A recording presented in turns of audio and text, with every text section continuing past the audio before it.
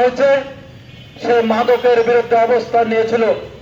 যারা মাদক সেবন করে তাদের বিরুদ্ধে কথা বলেছিল। সেই কারণে সন্ত্রাসীরা তার উপর নির্মমভাবে অত্যাচার করে নির্মমভাবে হত্যা করেছে। সংগ্রামী ভাইরা আমার, সেই আরিফুল মাস্টারের বিদায়ী আত্মার প্রতি, বিদায়ী স্মৃতির প্রতি আমি সমবেদনা জ্ঞাপন করছি এবং তার পরিবারের প্রতি আমি গভীর সমবেদনা জানাচ্ছি। সেই সাথে আপনারা জানেন রংপুরের একটি পরিবারের 4 জনকে একই সাথে নৃশংসভাবে হত্যা করা হয়েছে। আপনারা এই খবরটিকে এমন ভাবে জেনেছেন যে 2টি ছেলে, একটি ছেলের বয়স 23 বছর আর একটি ছেলের বয়স মাত্র 19 বছর।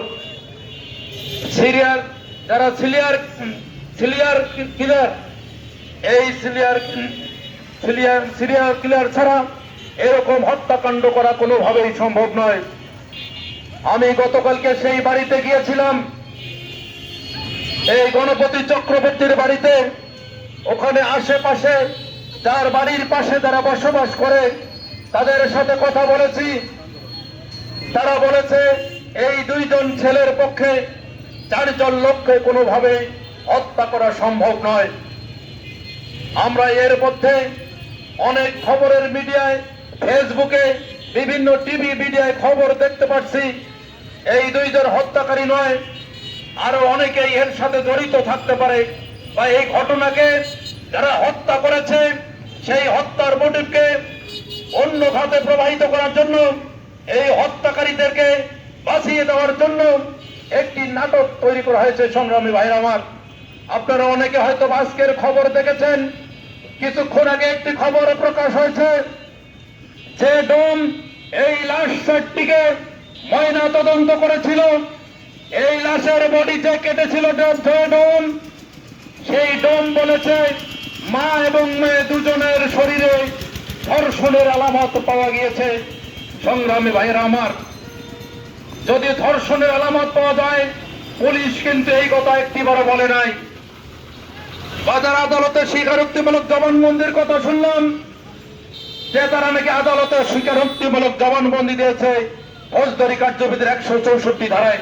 সংগ্রামী ভাইরা আপনারা জানেন, আমি অ্যাডভোকেট হিসেবে বলতে পারি 164 ধারার জবানবন্দি যদি দিয়ে থাকে তাদেরকে ইতিপূর্বে হয়তো বা ভয়ভীতি দেখানো হয়েছিল এমন ভাবে যে এই কথা না বললে তোমাদেরকে শেষ করে দেওয়া হবে বা অন্য এটা করা হবে সেটা করা হবে। সে কারণে তারা বলতে বাধ্য হয়েছে। তা না হলে আজকে কেন মিডিয়া প্রকাশ হচ্ছে তাদের বাড়িতে সিসি ক্যামেরা আছে? সিসি ক্যামেরাটা কে কেটেছে? আরো একটি কথা বলি, আমি যখন ওই বাড়িতে যাই আমার সাথে আরো কয়েকজন অন্যান্য বাহিনীর সদস্য ছিল। ওই সময় পুলিশ প্রকাশ করেছিল যে পাশের বাড়ির 3 তলা ছাদ থেকে নিতে তারা ঝাঁপ দিয়ে পাশের বাড়িতে গিয়েছিল। সংগ্রামী ভাইরা আমার, কিন্তু এই সব প্রশাসনের লোক তারা গতকালকে বলেছে আমি ওই বাড়ির ছাদে উঠেছি, সেখান থেকে লাফ দিয়ে ঝাঁপ দিয়ে ওই এই গণপতি মাস্টারের বাড়ির ছাদে নামার কোনো স্কোপ নাই। এদিকে একটি সম্পূর্ণরূপে নাটক বানিয়ে মূল ঘটনাকে অন্যভাবে প্রবাহিত করার জন্য আমাদের সামনে উপস্থাপন করা হয়েছে মাত্র। সংগ্রামী ভাইরা আমার, এই বাড়িটি শুধু বাড়ি পড়ে রয়েছে, একটি লোক নাই। সেই পরিবারের যারা সদস্য রয়েছে আমি তাদের সকলের প্রতি শ্রদ্ধা জ্ঞাপন করছি, সমবেদনা জ্ঞাপন করছি। আপনারা জানেন গণপতি মাস্টার একজন শিক্ষক ছিলেন, তার সাথে কারো কোনো শত্রুতা ছিল না। কিছুদিন আগে সে ব্যাংক থেকে তার রিটায়ারমেন্টের 60 লক্ষ টাকা উত্তোলন করেছিল। সেই 60 লক্ষ টাকার কোনো কথা আমরা পুলিশের সংবাদ ব্রিফিংও দেখি নাই, তাদের যে ভাষ্যকার সেখানেও আমরা পাই নাই। সেই 60 লক্ষ টাকা গেল কোথায়? সেই কারণে আমি প্রশাসনের কাছে দাবি জানাতে চাই, এই গণপতি মাস্টারের 4 জনকে যারা হত্যা করেছে প্রয়োজনে বিচার বিভাগীয় তদন্ত কমিশন গঠন করে সঠিকভাবে তদন্ত করা দরকার। সঠিকভাবে তদন্ত করুন, কারা এদেরকে হত্যা করেছে, কারা এদেরকে নির্মমভাবে খুন করেছে, এখানে এই দুই মা এবং বোনকে ধর্ষণ করেছে। আমি এই ঘটনার দৃষ্টান্তমূলক শাস্তি দাবি করি। এই বিচার বিভাগ তদন্ত কমিশন করে যারা এর সাথে জড়িত তাদেরকে আইনের আওতায় আনার দাবি জানাচ্ছি। সংগ্রামী ভাইরা আমার, আমরা আরো কিছু কথা বলতে চাই।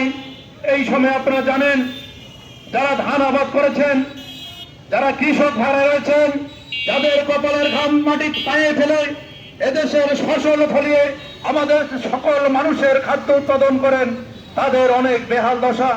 আমার এই কৃষক ভাইরা সার পাইতেছে না।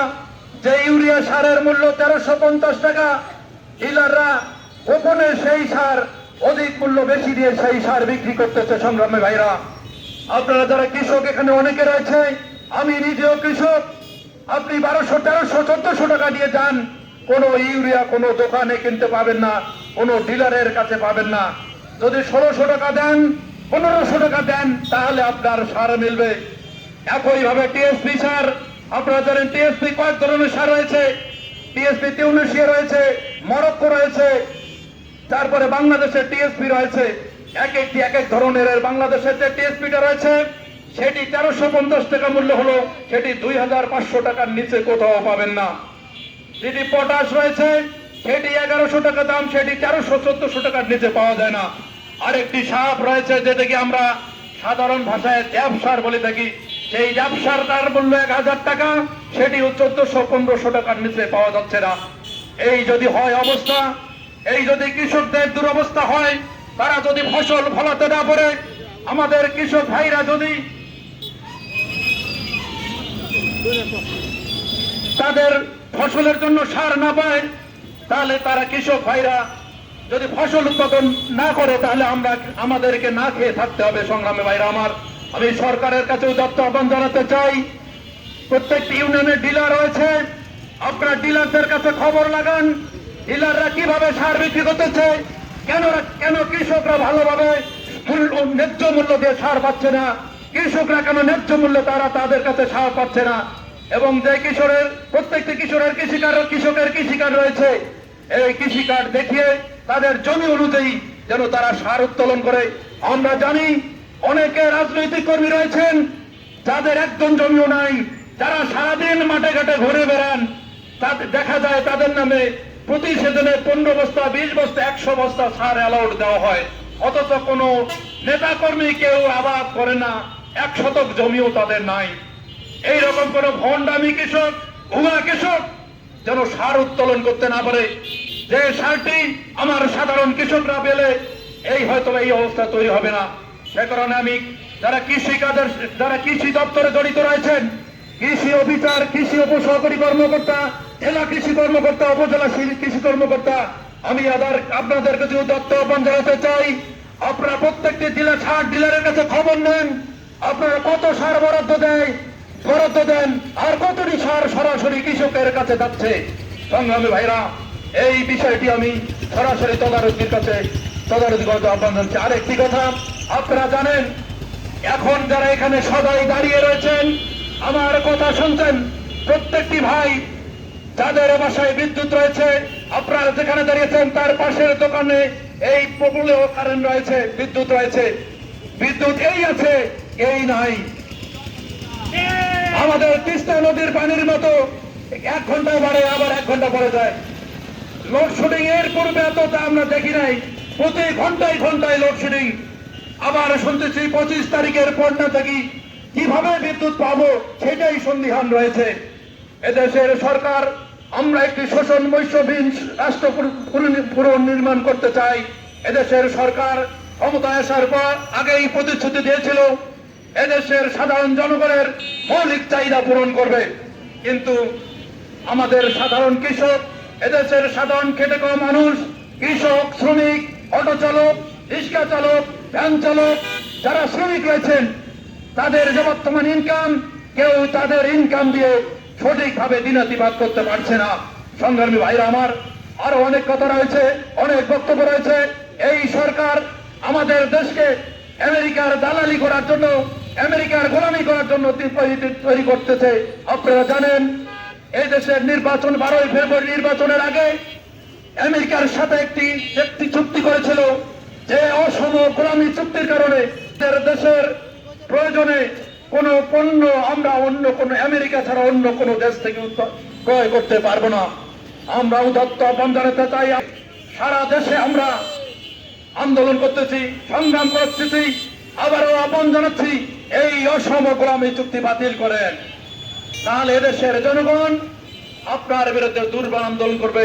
যার কারণে আপনারা জানেন এই দেশের প্রায় 65,000 শ্রমিক এই 6 মাসে গার্মেন্টস শ্রমিক বেকার হয়েছে, অনেকেই চাকরিচ্যুত হয়েছে, অনেকের চাকরি নাই, অনেক কলকারখানা বন্ধ হয়ে যাচ্ছে বিদ্যুতের অভাবে, গ্যাসের অভাবে। আপনারা যারা ঢাকায় যান খবর নেন, দিনের পর দিন লাইনে থাকিয়ে গ্যাসের জন্য লাইনে দাঁড়িয়ে গ্যাস সংগ্রহ করতে হচ্ছে। সংগ্রামে ভাইরা আমার, এইসব বিষয়ে দ্রুত সমস্যার সমাধান করার জন্য আমি আবার গণপতির যে পরিবহনকে নৃশংসভাবে হত্যা করা হয়েছে, তাই সেই হত্যার নির্মম ভাবে বিচার করার দাবি জানাচ্ছি।